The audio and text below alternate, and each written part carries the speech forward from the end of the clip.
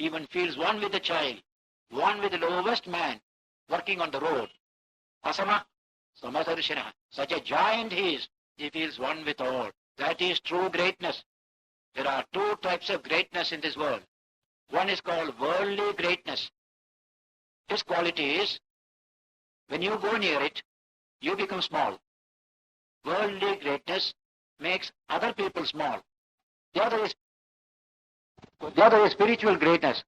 Even small people feel elevated in his presence. These are the two types of greatness. That greatness where you feel humble, you feel small, that's called worldly greatness. In political life, Gandhiji's character expresses this spirit.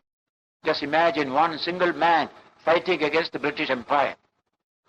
No army behind him, but whole people supported him. Nirdhanopi sadatushta asahayo mahabalaha nityaturtopyabhunjano asama samadarshanaha. He felt everybody equal, even the child is equal to him. There's a wonderful way of looking at the world. Men like Jawaharlal Nehru, powerful people, great intellectuals, when they sit before Gandhiji, they become like children. Jawaharlal Nehru himself has said, when you sit before him, you become reduced to a mental pulp. What a wonderful man. But he himself has nothing to show. Some tremendous personality.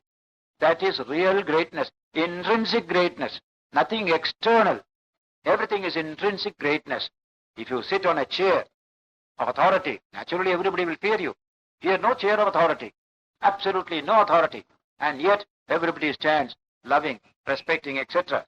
In its maximum state, every man of spiritual realization of this nature, Sri Ramakrishna, Buddha, Jesus, they all belong to this category. Nirdhanopi tadatushta, he says, asahayo mahabalaha nityaturtopyabhunjano asama samadarshanaha. Here is Mount Everest.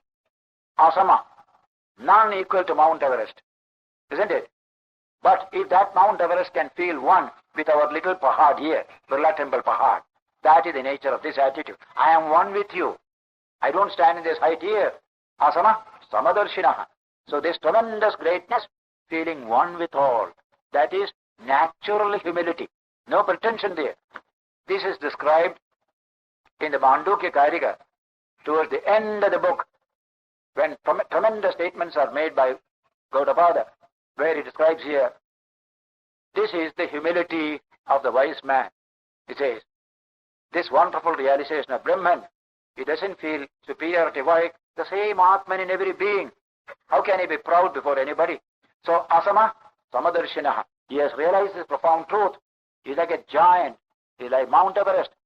He feels one with all. That is the wonderful quality of spiritual greatness. Even lesser greatness in the spiritual field has this quality. High character the man has, you won't feel small before him. But worldly greatness, money power, political power, every power, you feel humble before them. But if there is character greatness, which comes from spirituality, you don't feel humble before him. You feel great before such a person. How to make other people great in your presence is the way for your own greatness. If you humble others, you are not truly great. That power is money or political power or even muscle power. You can frighten everybody by your muscle power. There is no greatness in it. This is real greatness. So, this realization, you realize you are not the body. That is explained in the verse 549. Ahir nilvayanim vayam muktva deham tu tishtati itastatas chalyamano yatkinchit pranavayuna. Having used this body to achieve the higher spiritual realization, this body becomes like the slough of a snake. That snake had a snake skin. After some time you shed that skin. That skin is moving about here and there according to the wind. That is your experience with regard to your body when you realize the Atman. The skin has done its work. Body has done its work. It is something external now. So, like a dead cast-off slough of the snake moving about here and there, that is the nature of the body for a man of spiritual realization. Then, the last few verses are coming. What is, we are attached to the body, but in this state, you have lost all touch of the body. Let the body fall here and there, I don't care. Kulyayam, atanadyam va, shiva kshetre vichatvare, Parnam patati chetena tarokim no shubhashubham. Let the body fall anywhere. We are not concerned with it. Just like the leaf of a tree is falling where? In a small lake or in a river or in a Shiva Kshetra, in the temple of Shiva, or where four roads meet. Let the leaf fall. What does it affect the tree? Wherever the leaf falls, it doesn't affect the tree at all. It has nothing to do with that leaf which has fallen away from it. That is the nature of spiritual realization. What happens then in that state? Kshiram Kshire, 566. Kshiram Kshire yatha kshiptam tailam taile jalam jale samyuktam ekatam yati tathatmanya atmavit munihi. When you put milk into milk, it is one with each other. You have not any change at all. Milk poured into milk. Oil poured into oil. Water poured into water. They all become water only. It was water, it is water. Similarly, this soul in man, which is truly spiritual in nature, it is merged in the ocean of Brahman. It is just like this, water mixing with water. This is the example given in the Katha Upanishad.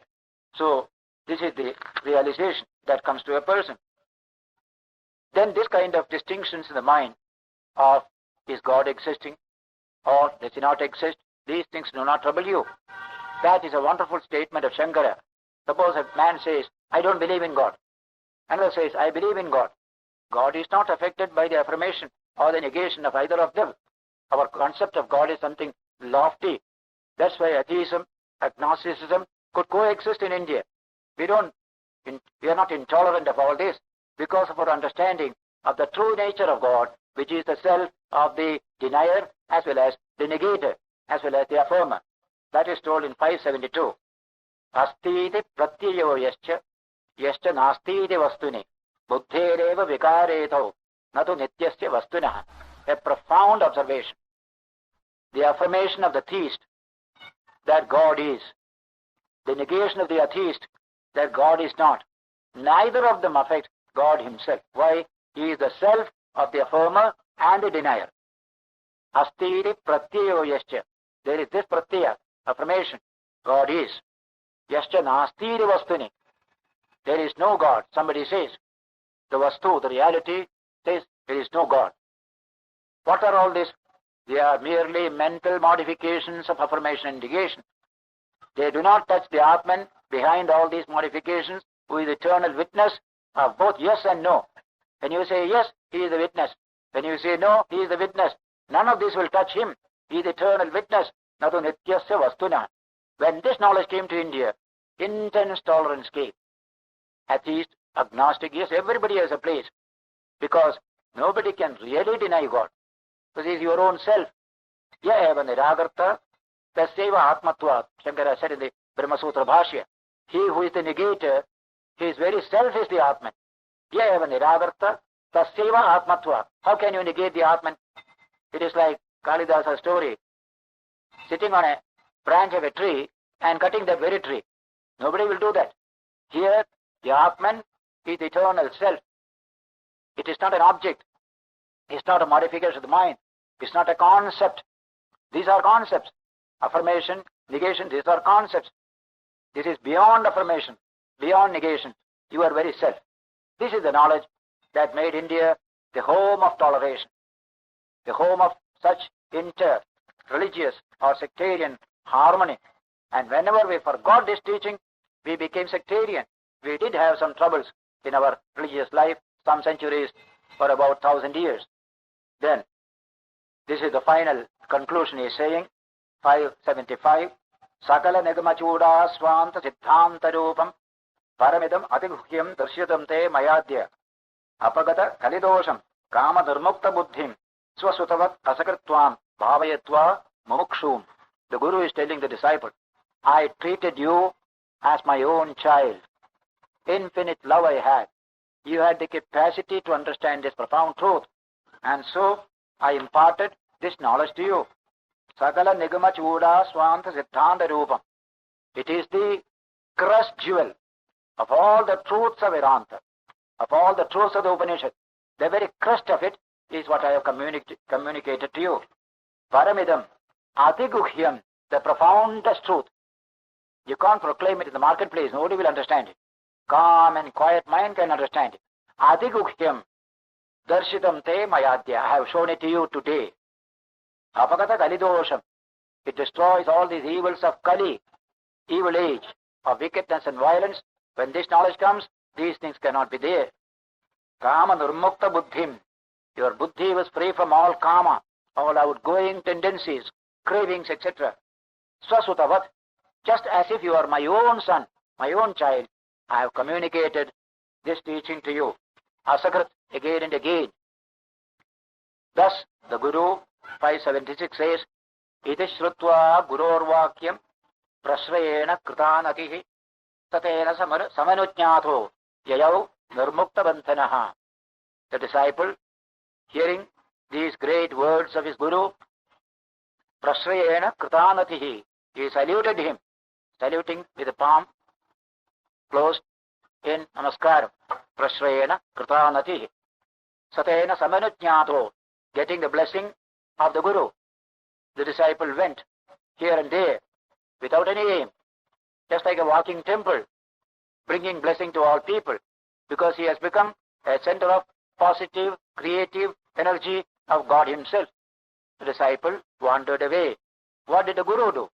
Next sloka says, Gurureva tadananda sindhau nirmagda manasaha pavayan vasudham sarvam vichachara nirantaraha. The Guru also, ever immersed in this infinite ocean of pure consciousness, tadananda sindhau, infinite bliss, infinite truth.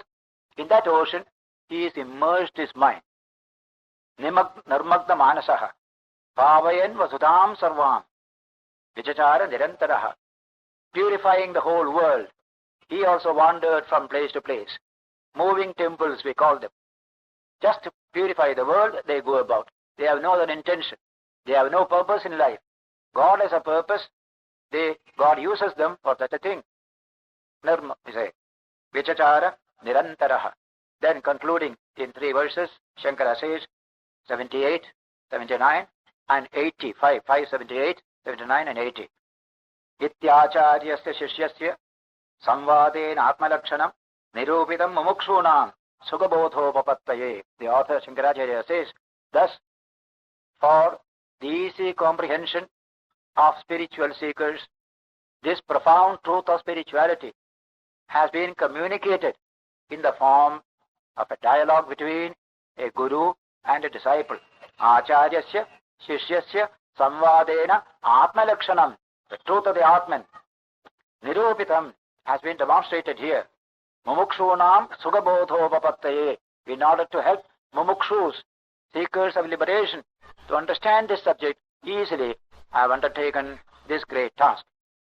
Then, hitamidam upadesham adriyantam vihita nirasta samasta chitta doshaha tavasuga virataha prashanta chittaha shrutirasiga yadayo mumukshavo ye. This profound truth, let those who are spiritually fit, spiritually seeking, let them benefit from this great message.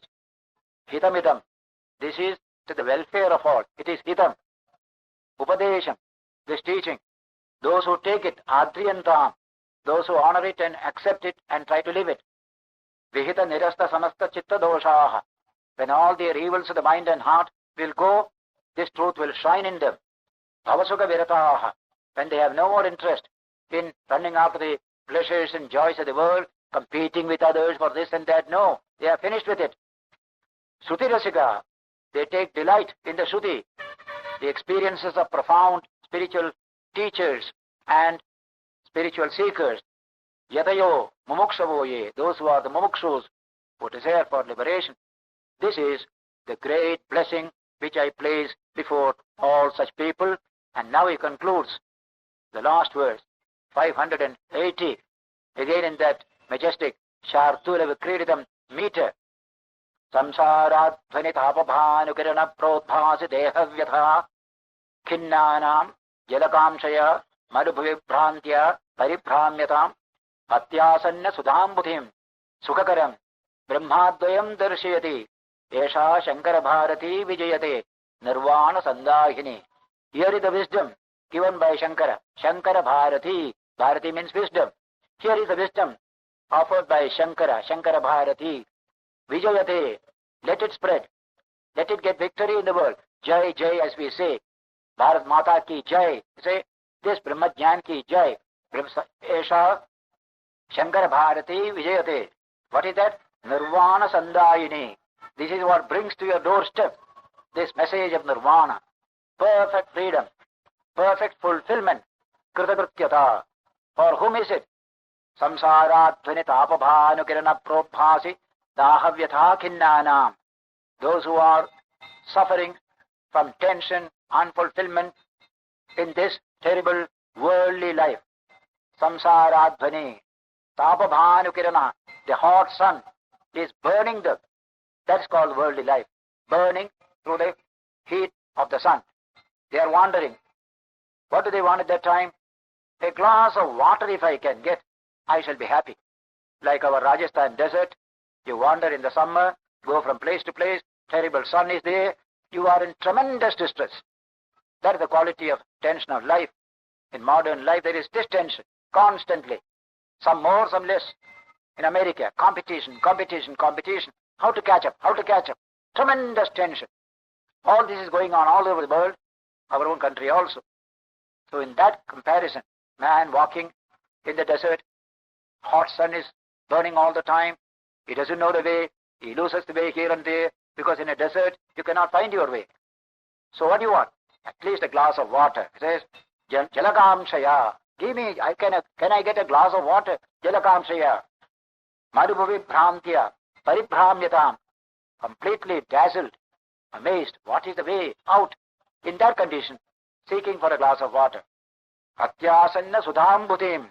So near to you is this nectar, an ocean of nectar held out near you. Sukhakaram, which will bring all happiness, freedom from tension. Brahmadvayam darshiyati. That is this Brahman, one without a second, closest to you. Your own infinite self is there.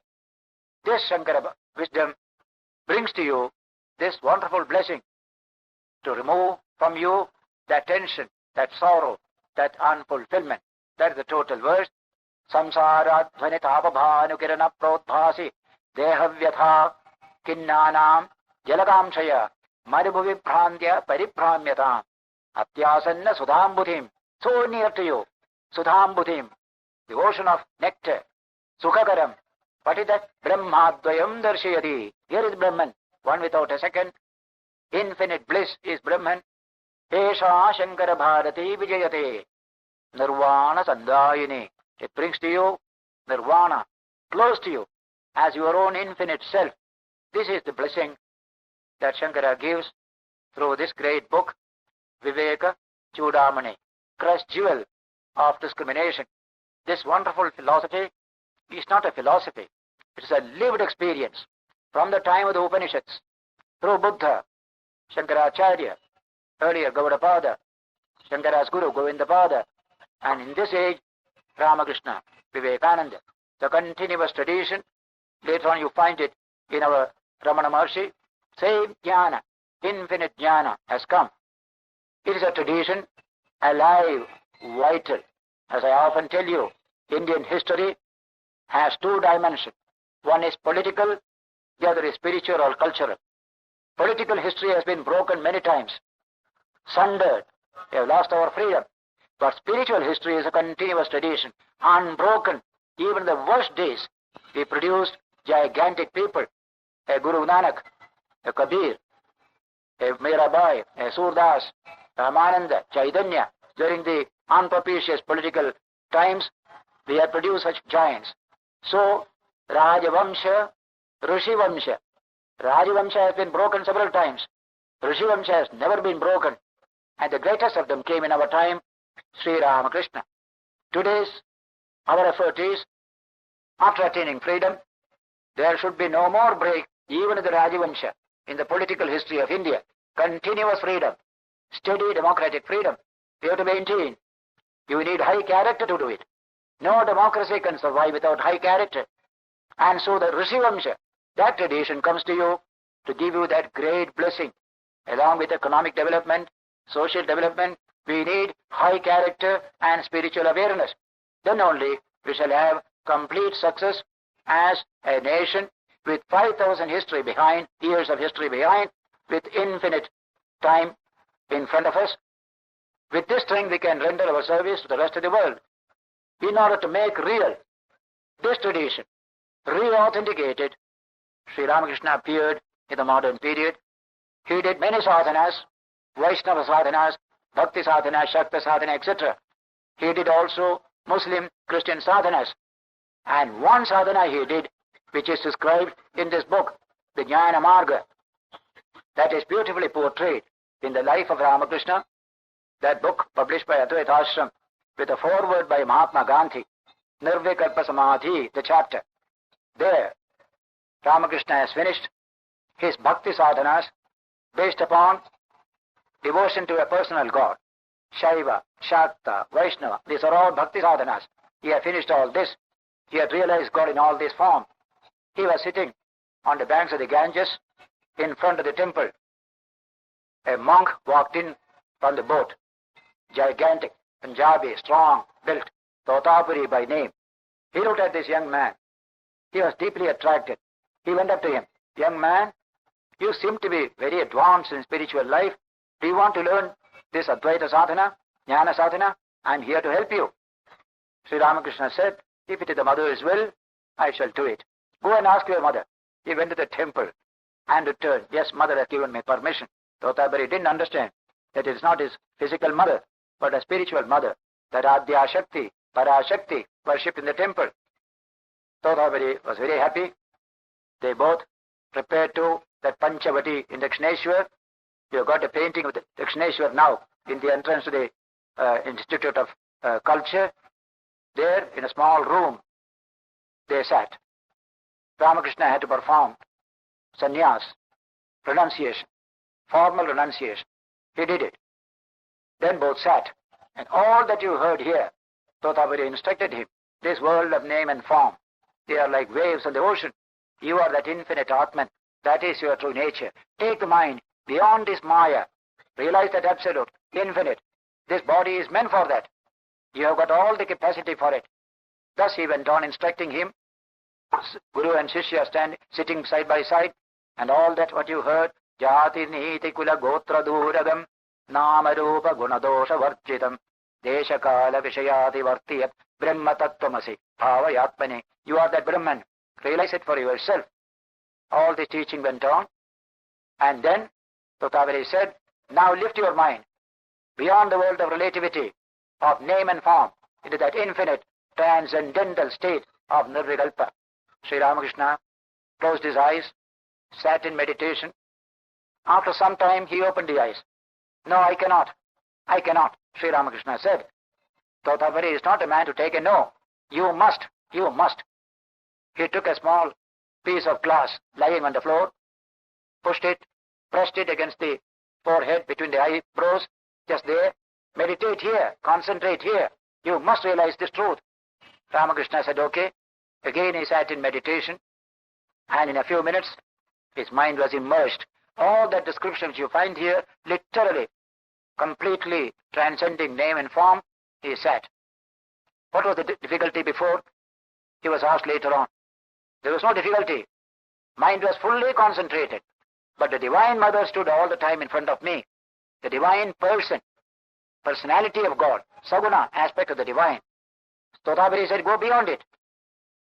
Then you will realize Nirguna. Sri Ramakrishna imagined his mind as a sword, knowledge as a sword. As soon as the divine form appeared, he cut the form into two. There was nothing on which the mind had to dwell. He immediately merged himself in that Nirvikalpa state. Taking the mind away from the world was easy for Ramakrishna. Taking it away from the Divine Mother, the blissful Mother, whom he had worshipped all the time, that was difficult. But even then, with a strong will, he overcame it and then went beyond Nirvikalpa state. Totabari was surprised. He locked the door and went out, came again, found in the same condition. For 3 days and nights, Ramakrishna was in that condition. Totabari was tremendously surprised. He himself took 40 years to realize this truth. He hailed from Punjab, somewhere near Ludhiana, a Puri, Naga sadhu, naked sadhu he was. From childhood he was a sadhu, full of strength of body, strength of mind. He went to Narmada river.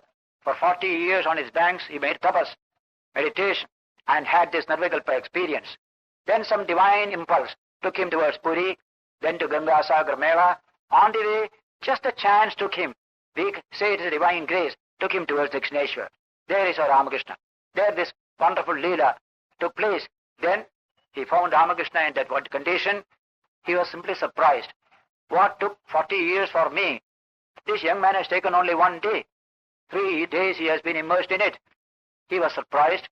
He wanted to bring the mind of Ramakrishna down to normal plane. Hari Om, Hari Om. He recited into the ear of Ramakrishna for some time. Slowly the mind came down. Same experience as what you find here. Then, when he opened the eyes, he saw the Guru, by whose grace he got his experience. He saluted the Guru. The Guru warmly embraced him. Where to get such a disciple? Where to get such a Guru? The same sentence you get in the Kathopanishad. Ascharyo Vakta, Kushalosya Labdha, Ascharyo Jnata, Kushala Nijishtaha. Teacher is wonderful. Student is highly competent. When they two come together, some profound truth will come for the good of humanity. That is what happened in this modern period. After staying 11 months with Sri Ramakrishna, against his rule, 3 days only he will stay in one place, constantly on the move. That was Todavadi. But he was so fascinated by Ramakrishna. He also realized a profound truth, and that was Brahman and Shakti are non-different. The impersonal, personal are not two separate things. God is both impersonal and personal. Bhaktas go to the personal aspect of the divine. Jnani goes to the impersonal aspect of the divine. What you need is a comprehensive understanding, a total understanding. That is what Sri Ramakrishna experienced. That's what he taught in the Gospel of Ramakrishna. He calls it Vijnana. 3 words, Ajnana, Jnana, Vijnana. Ignorance is Ajnana. World alone is real, this changeable world. Then Jnana, this is unreal. Brahman alone is real. That is Jnana. Vijnana says that same Brahman is the world as well. This is the Shakti, manifestation of Shakti. Brahman, Shakti. Shiva, Shakti. These are one and the same. They are non-dual. This is the play of Shakti in the world, and in the transcendental state is that Shiva. That Kali image you will find dancing on the body of Shiva. Shiva standing for the immobile, the transcendental, without any activity. Shakti represents infinite strength of creation, energy of creation. They are one and the same. Shiva Shakti are one. Brahma Shakti, Brahma Maya are one. That is Sri Ramakrishna's teaching. Before Totabudi left, he understood this profound teaching of Sri Ramakrishna, the unity of Brahman and Shakti. He never had that understanding before. This wonderful Leela took place in our time. And if you go to Dakshineshwar, you will find the little hut in which Ramakrishna practiced this Advaita sadhana. So Bhakti sadhana, Advaita sadhana, Christian Muslim sadhana, at the end of which he gave that tremendous utterance, Yatamat, Tadapat. As many religions, so many pathways to God. There should be harmony between religion and religion. Spirituality is man's birthright. Everyone can be spiritual. That's the purpose of human life. Now, that is a great teaching that you had in the modern period in Sri Ramakrishna and in Swami Vivekananda. We are very happy that we have been with this VIVEKACHUDAMANI last year and this year.